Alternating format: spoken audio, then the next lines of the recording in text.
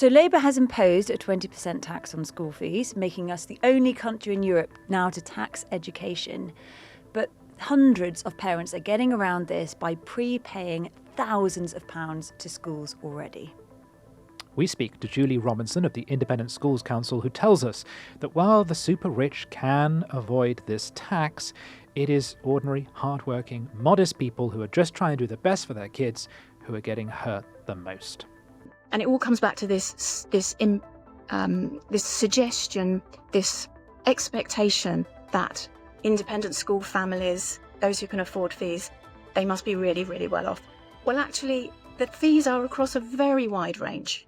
There are some schools who charge £75 a week. There are plenty of independent schools who charge less than the annual per pupil funding the local authority gives to a state school child. It's just not as simple as to assume in some way taxing independent school fees is a wealth tax. It's far more nuanced than that. Cleo, the Telegraph has always said that this tax would be a disaster, and it is. Over 50 private schools have now shut. It is predicted that 100 could possibly close in the next 3 years.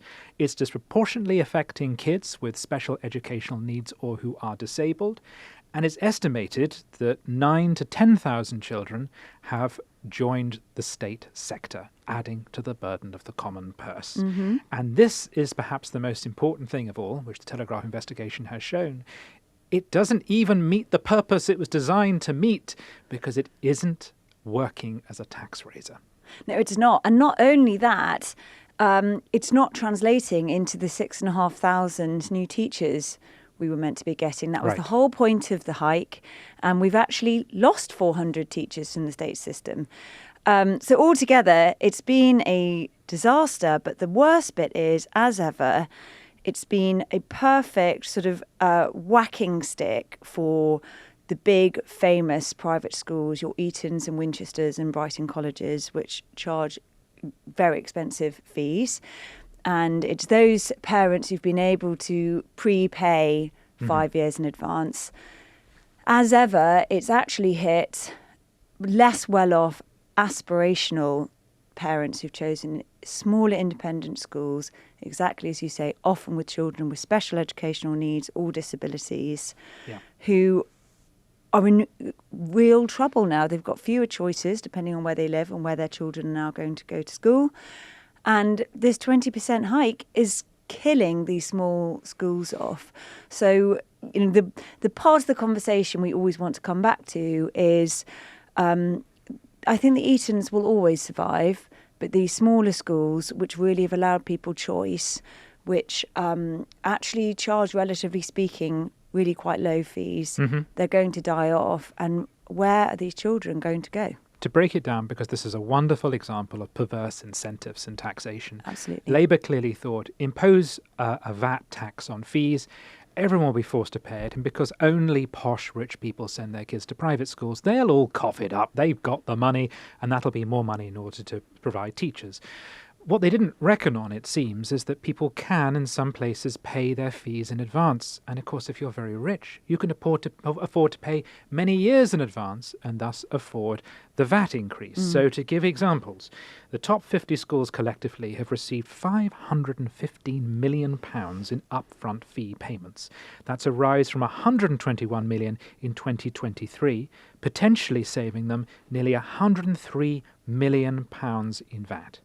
Brighton College, its advance payments went up from 86 pupils paying in advance in 2023 to 819 pupils paying in advance.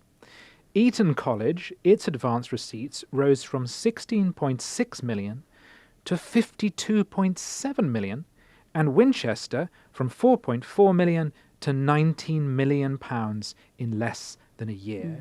And experts say this means you'll get less revenue to go towards the teachers, but also local authorities might take legal action to try to get that money back. Absolutely. And actually, the bit that really matters here is the shiny announcement from Labour that this is a tax on the super rich. isn't working because they've got canny accountants. They've always been able to find That's ways. why they're super rich. It's why they're super rich. And guess what? And that's why I'm not super rich. Exactly. Well, exactly. But that's why middle class and actually lower middle class parents, they won't be able to get around it. These are dual income families who scrimp and save to send their children to low fee paying day schools. They haven't got, the big sports pitches. They haven't got hounds and polo ponies and squash courts. And in many cases, these are small settings that cater for children with very specific needs. Well, let's talk to someone who can tell us about those sorts Absolutely. of people. So we're going to speak to Julie Robinson, who's the Chief Executive Officer of the Independent Schools Council. So, Julie, what are you hearing from your members?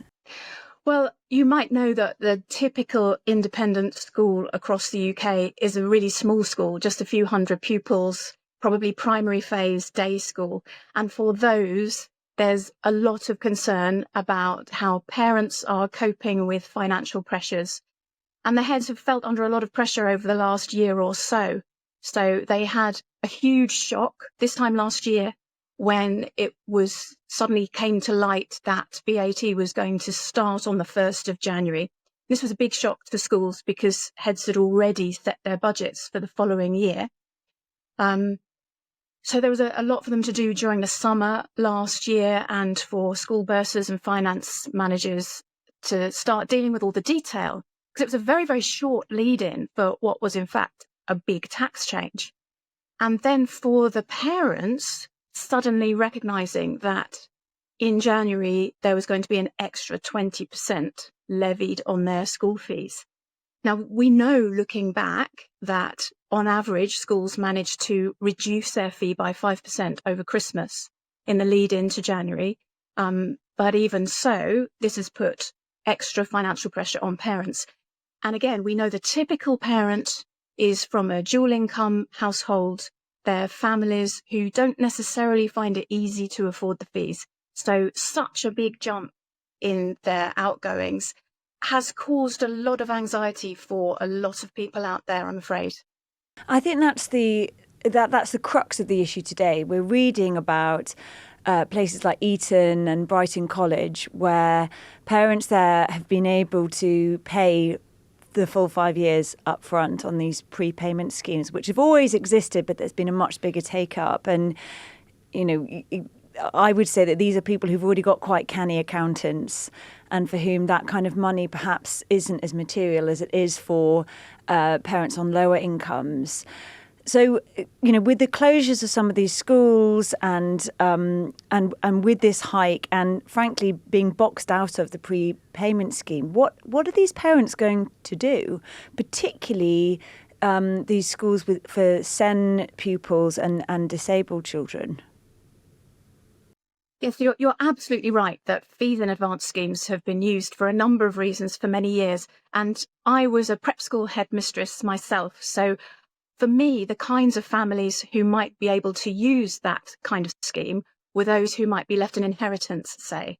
But most of the parent base, they're not in a position to use that kind of fees in advance scheme. So you're right. The Telegraph leader focuses on the biggest 50 schools, but the broader picture is that parents are having to review their outgoings. We found a lot of them looking at their options. It was very sad to find in the ISC census that 13,000 children had left our sector already following the announcement of VAT. And the DFE census that came out recently confirmed that in England alone, 9,000 pupils had moved out of independent schools. So what that shows us is that parents are removing their children from the school that they've chosen with care to ensure that that school can give their child exactly what the child needs. A lot of these parents would never have imagined they'd be fee-paying parents, but we all look around the local area for our family to see what schooling is out there. And these are parents who had chosen for one reason or another to pay fees to an independent school. And yet we're seeing them thousands of them, having changed that mid-year, which of course is extremely disruptive for the children. And you'll know that we've had a court judgment recently on VAT on school fees, and the judges said that it would cause severe detriment to the children who are displaced, who have special needs and special requirements. Julie, there's been a lot in the news about children and SEND, special educational needs or disabilities, because of the debate around welfare reform. We're just conscious that more children are being classed with SEND than ever before. Is there a tension between society saying lots of kids have SEND and imposing fees which affect schools that many parents send their children to because they are best placed to help kids with SEND? We know from our Independent Schools Council census that over 100,000, it's about 117,000 pupils in independent schools have special educational needs. Only a small proportion of those have education and healthcare plans. And I think what we see from that is that parents quite often, they look around at what schools are available locally, and perhaps they find the smaller class or the particular culture of a local independent school that they would have to pay for just suits their children. Now, this might or might not be a severe special need. It might be a particularly sensitive child for some reason. And I've spoken to parents who have said they are so grateful to a local independent school for just being a smaller environment that got their child back on track. And this is not to criticise the state sector. We know that state schools are underfunded and they're under lots of pressures of their own. There is great teaching in state schools, but independent schools can offer something a little bit different, and parents then can find a way of keeping their child in the right environment. So I've spoken to parents who say their child would have been a school refuser if it weren't for this opportunity to go into an independent school. Now, these little schools and these parents who might have several children, they might not be on the highest of salaries. Those are the very families and the very schools who are being hit the hardest by the government's triple whammy of tax. The schools are having to review their structure. I mean, really, most of their outgoing is on staff, so they're looking at staff restructure, frankly, these smaller schools. And the parents are looking at whether or not they can keep their child in that school. So you've got vulnerable children there, families who have taken great care to choose a school and to pay fees. Now, suddenly, the government is imposing an extra fifth on top of that fee, and they feel they're being displaced. And that means that child will go to a different school. Now, we recently went to court over VAT on fees, and the court judgment included a commentary about special needs children and said actually that it was clear that there would be severe detriment to children with special needs who are displaced from independent schools into state schools where there isn't the full range of provision for them locally. Thank you. I think that's a really interesting answer because very often when people talk about private schools, the left-wing Labour perspective is people do it because it's something rich people do. It's a snob value thing, or you're buying your way out of what they think are inferior schools or whatever. But the way you're putting it, no, these are quite ordinary people who are making choices that are specific to their children's needs. And in the course of doing that, perhaps even alleviating a little bit of burden from the state sector. And if you then go to war with those people, those particular challenges are then just going to be passed back onto the community to look after. Yes, I mean, the way we see independent education across the UK is that it offers greater capacity and specialism across the education landscape. We're all on the same side here. All teachers want to teach and support children, care for families. So we want it to be seen as one education system.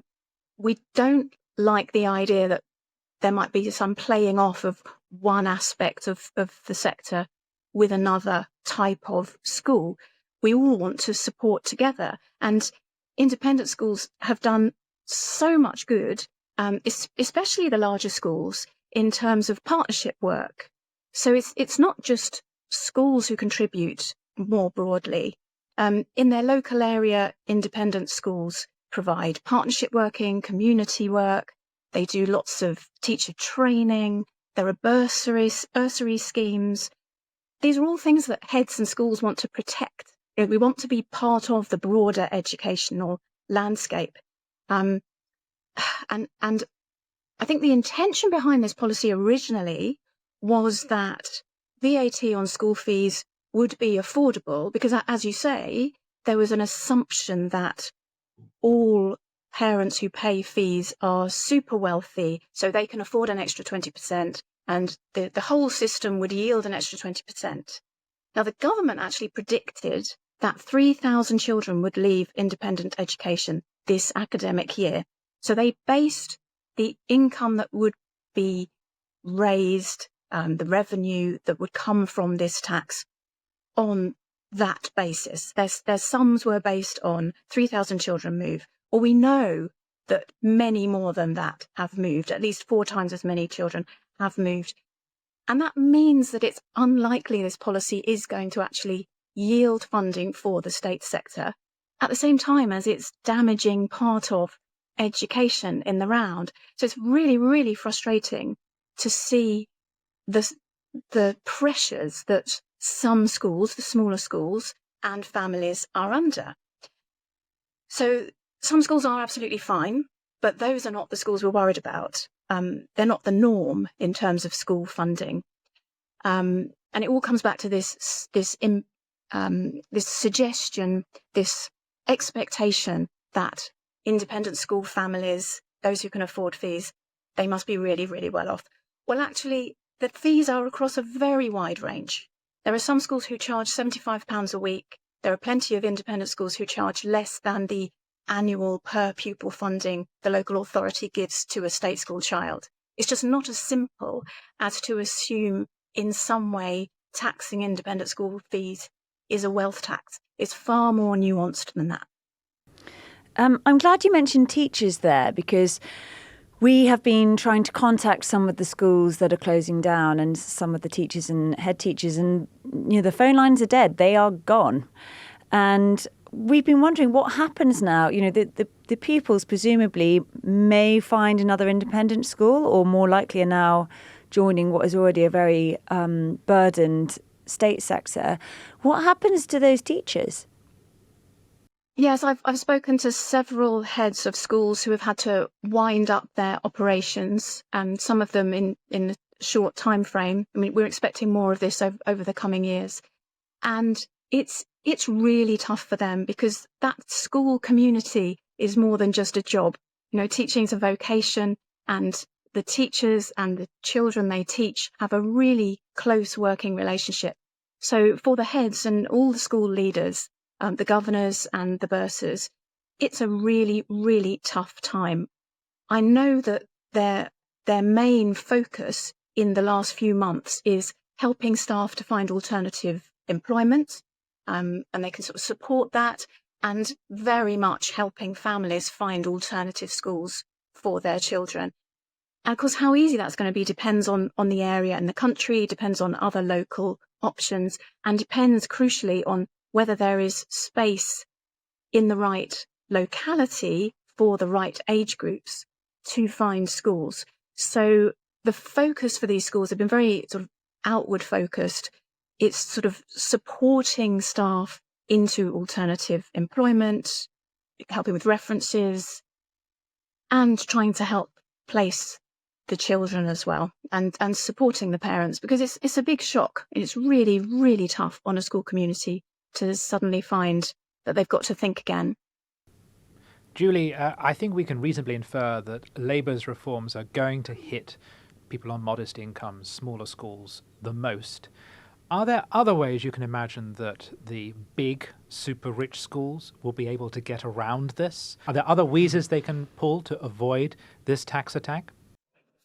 No, you can't avoid VAT. The government is imposing 20% on top of whatever the fee is, and any parent paying the fee is liable. The school has to collect that 20% for the government and pass it on. That's the rule. That's HMRC. So schools have looked at reducing their own costs in order to keep the fee down so that parents don't have such a high fee to pay. That's what a lot of smaller schools have done.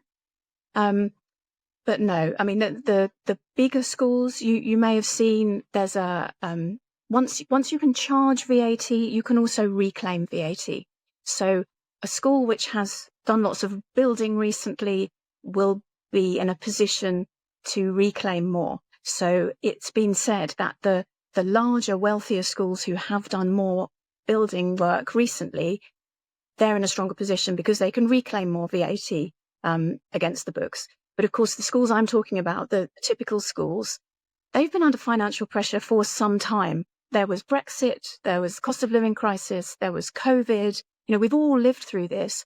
These small schools, as organisations, they've had to manage those additional costs, and now VAT, loss of business rates relief, and national insurance going up. But also the parents who are paying the fees have struggled with those extra costs too. So no, there is not a way around it. VAT being imposed by the government, it has to be paid. Julie Robinson, thank you very much. I really thought that was fascinating, Tim. Julie sounds so frustrated.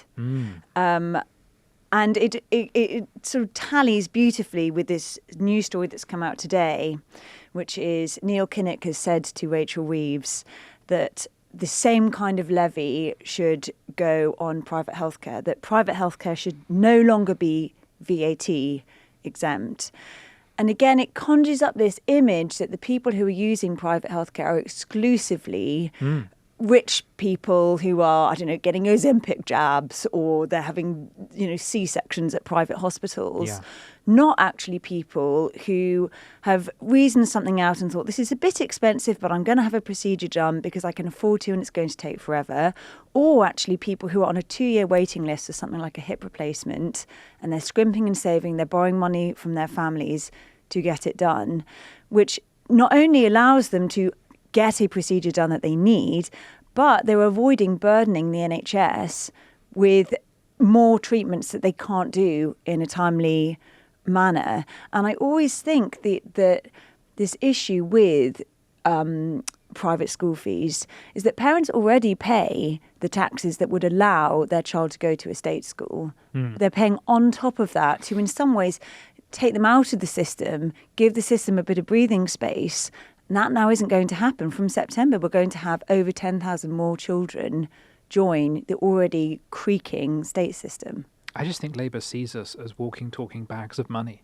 I don't mean us personally, but they just look at every human interaction and think, is there some way in which we can skim a bit of money off that to go towards the public sector? They treat health and education, private health and education, as a luxury, or some way of jumping a queue or getting around things.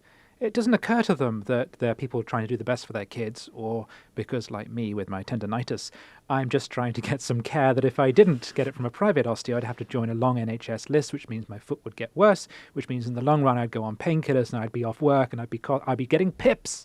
I could get some lovely pip cash.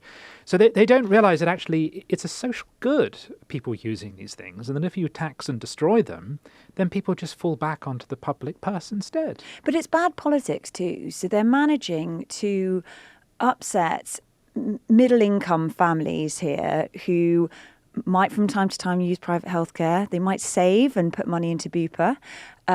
They might use a low-fee independent school where they are, but they're also going after people who are on welfare legitimately, and they are going after people on winter fuel payments legitimately. Yes. And I just don't understand how they've managed to sort of lose twice. Yes, yeah. I think some of it is the politics of sheer envy. I think some of it, as I say, is bad economics. And some of it is they just hate aspiration, because by attacking modest people trying to send their kids to schools, they're killing the bit of the system which is aspirational. And this is always the irony of socialism, isn't it? That ultimately, as we said, the super rich can get around things because their money is movable. You can move. You could just take your kids abroad, go and live in Dubai like some columnists seem to be doing. Where these schools have set up shop. Where these schools have set up shop. And it's actually the people who just want to work a little bit harder, to spend a little bit more money, to get a little bit extra something out of life. They're the ones who end up being hurt by this. So who really is Labour's constituency? It's like the super rich and the super, super sick and poor. Those are the only two people who they're speaking to right now. Yeah, who make up famously large swathes of the voting population. Exactly. In the good old red wall.